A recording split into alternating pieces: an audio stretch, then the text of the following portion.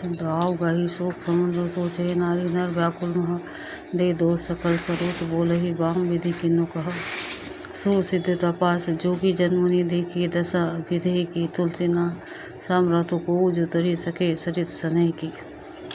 शोक समुद्र में डुबकी लगाते हुए सभी स्त्री पुरुषमान व्याकुल होकर सो चिंता कर रहे हैं कि वे सभी विधाता को दोष देते हैं हुए क्रोधयुक्त होकर कह रहे हैं कि प्रतिकूल विधाता ने यह क्या किया।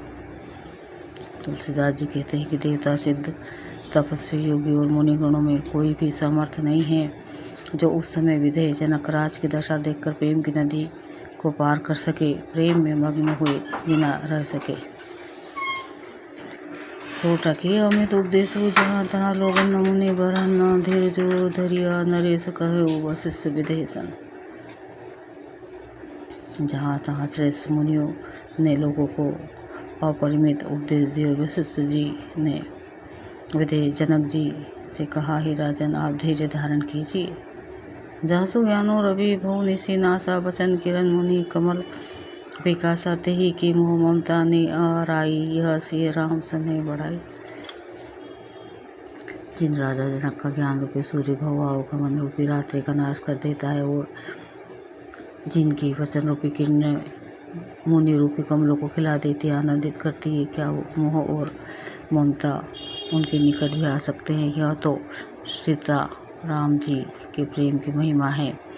अर्थात राजा जनक की यह दशा सीता राम जी के अलौकिक प्रेम के कारण हुई, लौकिक मोह ममता के कारण नहीं। जो लौकिक मोह ममता को पार कर चुके हैं उन पर भी श्री सीता राम जी का प्रेम अपना प्रभाव दिखाए बिना नहीं रहता।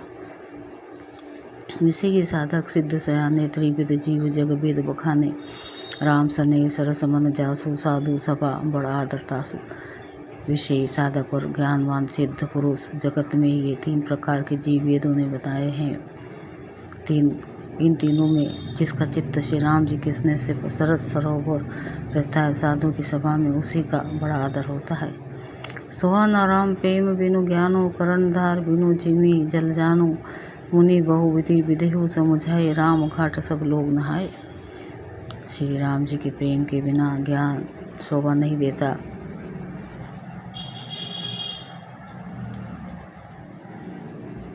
जैसे कर्णधार के बिना जहाज। वशिष्ठ जी ने विधेयराज जनक जी को बहुत प्रकार समझाया। तदंतर सब लोगों ने श्री राम जी के घाट पर स्नान किया।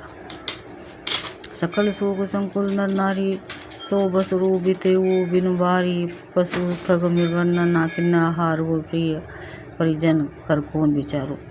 स्त्री पुरुष सब शोक से पूर्ण थे। वह दिन बिना ही जल के बीत गया। भोजन की बात तो दूर रही, किसी ने जल तक नहीं पिया। पशु पक्षी और हिरणों तक ने कुछ आहार नहीं किया। तब प्रियजन और कुटुंबियों का तो विचार ही क्या किया जाए।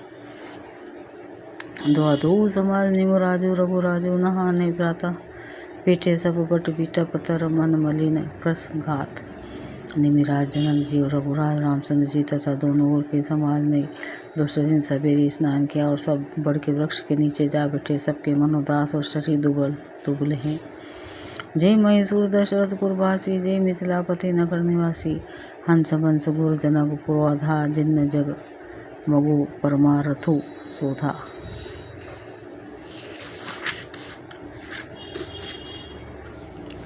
दशरथ जी के नगरी अयोध्या के रहने वाले और मिथिलापति जनक जी के नगर जनकपुर के रहने वाले ब्राह्मण थे तथा सूर्यवंश के गुरु वशिष्ठ जी तथा जनक जी के पुरोहित शतानंद जी, जिन्होंने सांसारिक अभ्युदय का मार्ग तथा परमार्थ का मार्ग छान डाला था। लगे कान उपदेश अनेका सही धर्म नए विरति विवेका कौशिक कही कही कथा पुराने समुझाई सब सभा सुगानी। वे सब धर्म नीति वैराग्य और विवेक युक्त अनेक उपदेश देने लगे। विश्वामित्र जी ने पुरानी कथा इतिहास कहकर सारी सभा को सुंदर वाणी से समझाया। तब रघुनाथ कोश कही कही नाथ काली जल बिनु सबु रहे मुनि खा उचित कहत रघुराई गई बीती दिन पहाड़ बढ़ाई।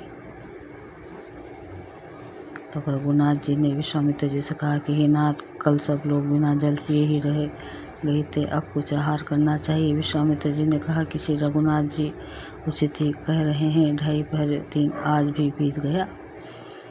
ऋषि रुकुल की कह तेरहूँ तिरजु इन्हें उचित नहीं, आसना नाजु कहा वो को भल सब ही सुहाना, पाई रजा यसु चले नहाना। विश्वामित्र जी का रूप देखकर तिरहुत राज जनक जी ने कहा, यह अन्न खाना उचित नहीं है। राजा का सुंदर कथन सबके मन को अच्छा लगा। सब आज्ञा पाकर नहाने चले।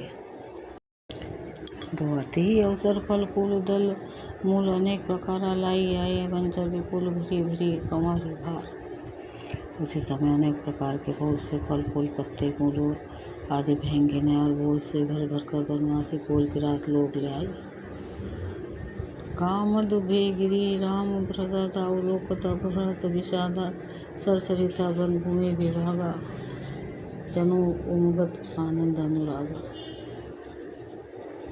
श्री रामचंद्र की कृपा से सब पर्वत मनचाही वस्तु देने वाले हो गए। वे देखने मात्र से ही दुखों को सर्वथा हर लेते थे। वहाँ के तालाबों, नदियों, वन और पृथ्वी के सभी भागों में मानो आनंद और प्रेम उमड़ रहा हो।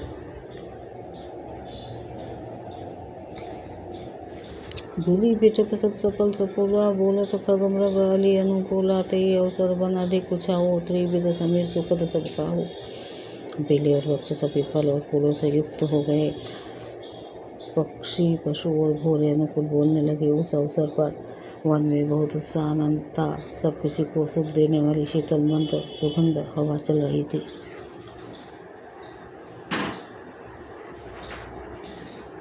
जाई ना भरनी मनोहर ताई, जनु मनी करती जनक पहुनाई। तब सब लोग नहाई नहाई, राम जनक मुनि आए सुपाई। देखी देखी तरुबर अनुरागे, जहाँ तहाँ पुरजन उतरन लागे।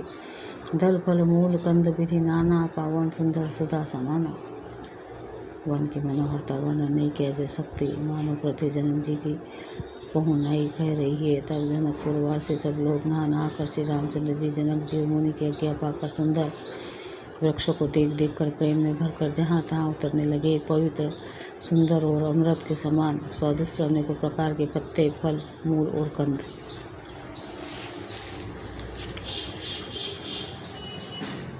दुआ सादर सब कहाँ राम गुर पटाए, भरी भरी भार पूजी पितर सुरतिथि, गुर लगे करण फलहार।